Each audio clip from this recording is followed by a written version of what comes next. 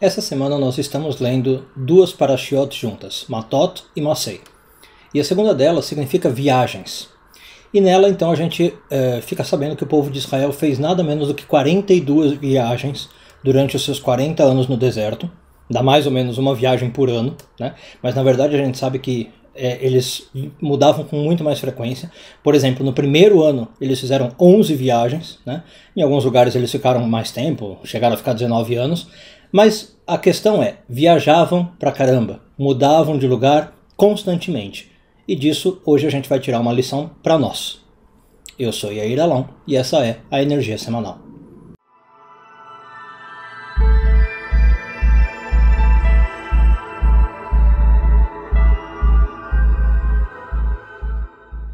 Bom, a Torá conta pra gente que quando o povo de Israel estava no acampamento, eles eram acompanhados por uma coisa que se chama as nuvens de glória, né? Nuvens que Deus enviava e que mostravam para Israel várias coisas. Uma delas era se eles deviam ficar em um local ou se eles deviam se mudar. Então, quando eles tinham que estar no local, as nuvens de glória estavam presentes, né? Elas desciam e ficavam ali no acampamento. E a qualquer momento, de acordo com a vontade de Deus, de acordo com as palavras de Deus, essas nuvens subiam. E aí era sinal de que o povo tinha que ir embora, se mudar. Aí eles iam seguindo aquela nuvem de glória até chegar num novo acampamento. Então o que a gente sabe, o que a gente pode imaginar? Que o povo morava no acampamento num sentido de constante inquietação, podemos pensar assim. Por quê? Porque eles nunca sabiam quanto tempo eles iam ficar naquele acampamento.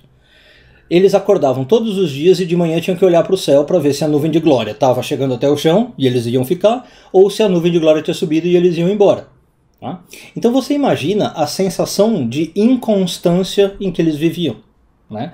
Eles viviam numa existência totalmente itinerante, totalmente sem garantia de nada. Hoje eles podiam estar aqui, amanhã podiam estar lá, então assim, não dava para reformar a casa, por exemplo, não dava para criar uma hortinha, porque às vezes no dia seguinte eu tinha que ir embora. Bom, e o que isso diz para nós hoje? Nós vivemos, embora não pareça, no mesmo estado que esse povo de Israel vivia no deserto. É o que algumas doutrinas orientais chamam de um sentido de impermanência. O que é o sentido de impermanência? A gente não tem nunca nenhuma garantia na vida, né? Aliás, a gente tem uma garantia, se você quiser pensar assim, é que nada é para sempre. A gente vive numa vida onde tudo está em constante mudança e realmente de um dia para outro a coisa pode girar totalmente. Tem um pensamento muito interessante do Heráclito, um filósofo antigo, grego, que dizia, talvez você já ouviu falar, que você não consegue entrar duas vezes num mesmo rio. O que significa isso? Você fala, como não? Vou, sei lá, pensando no rio Israel. Eu vou no Rio Jordão, eu vou lá, faço uma viagem, entro no Rio Jordão, ano seguinte eu vou lá, entro no mesmo Rio Jordão. Não é o mesmo Rio Jordão, né? Porque assim que você entrou no rio, a água correu e já tem outra água ali naquele lugar. É o mesmo rio pelo nome, mas você não tem como entrar duas vezes no mesmo rio. Então, a gente vive realmente nesse estado de impermanência onde a gente não consegue garantir que nada é permanente. A gente não tem uma residência permanente, tá? Por mais que você tenha uma casa comprada, se você tem aluguel, menos ainda, né? Você não tem garantias de, por exemplo, que o seu desempenho no passado indica o mesmo sucesso no futuro. A gente sabe disso. Uma coisa que antes deu certo não necessariamente vai dar certo. No sistema econômico, principalmente, isso é muito importante, né? Não quer dizer que porque você sempre teve um trabalho, sempre ganhou bem, sempre manteve a sua estabilidade, que no futuro isso vai continuar. Tomara que continue, claro, porque é muito bom ter dinheiro e manter a estabilidade. Mas a gente não pode contar com isso. E talvez uma das coisas mais importantes a gente lembrar que a vida, né, é extremamente passageira e a vida não é para nada eterna, né? Aliás, nesse ponto, a literatura tem vários exemplos muito bonitos, o cinema, né, tem muito exemplo.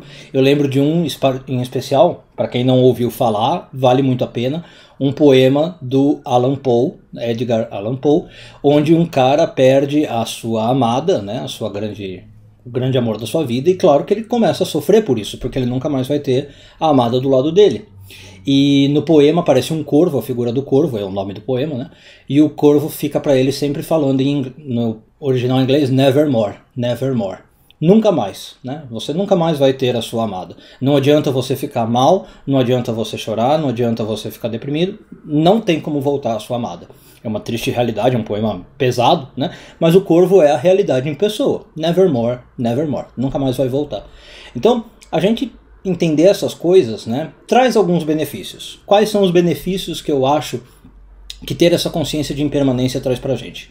Bom, primeiro, né, eu acho que deveria trazer serenidade e tranquilidade. Eu saber que se a vida é impermanente, que eu não tenho muito controle sobre as coisas, então eu vivo uma vida mais serena, uma vida mais tranquila. Claro que me dá uma certa apreensão, como era no caso dos israelitas, porque eu quero ter uma constância e de repente do dia para a noite a coisa muda. Mas quanto mais eu aceitar essa impermanência, mais sereno e mais tranquilo eu posso ser. Segunda coisa, eu acho que é importante que isso traz para nós. Saber que as lembranças importam muito. Por quê? Porque quando um estado muda, a única coisa que se mantém daquele estado é a minha lembrança dele. Por exemplo, eu falei do estado do dinheiro. Vamos supor alguém rico que numa reviravolta perde tudo. Qual é a única coisa que vai se manter? A lembrança que aquela pessoa tinha de quando ela era rica, certo? Então ela vai lembrar dos bons momentos ou dos maus momentos, depende. E aí que é o ponto. Tentar fazer com que na vida a gente tenha boas lembranças. Quando, porventura, um estado em que a gente está muda, a gente tenta fazer com que as boas lembranças ficam, né? Então, por exemplo, de novo o caso de alguém que perde uma pessoa amada, Deus nos livre. Se eu, pelo menos, durante o estado em que eu estava com a pessoa amada, fiz boas coisas, né? Eu troquei amor com aquela pessoa, eu tinha uma relação de carinho, eu aproveitei ao máximo, quando o estado mudar e a pessoa, Deus nos livre, for embora, pelo menos eu fico com as boas lembranças. É muito pior se o estado muda e eu fico com más lembranças do que aconteceu, né? Então, pelo menos a gente lembrar que as lembranças ficam, vamos tentar fazê-las boas. Tentar fazê-las boas. E outra coisa que eu acho que traz para nós essa sensação de que as coisas mudam, essa impermanência, a gente fica um pouco mais paciente com a vida, né? Com os outros. A gente também fica talvez um pouco mais humilde. De saber que a gente não controla tudo. Na verdade a gente não controla quase nada, né?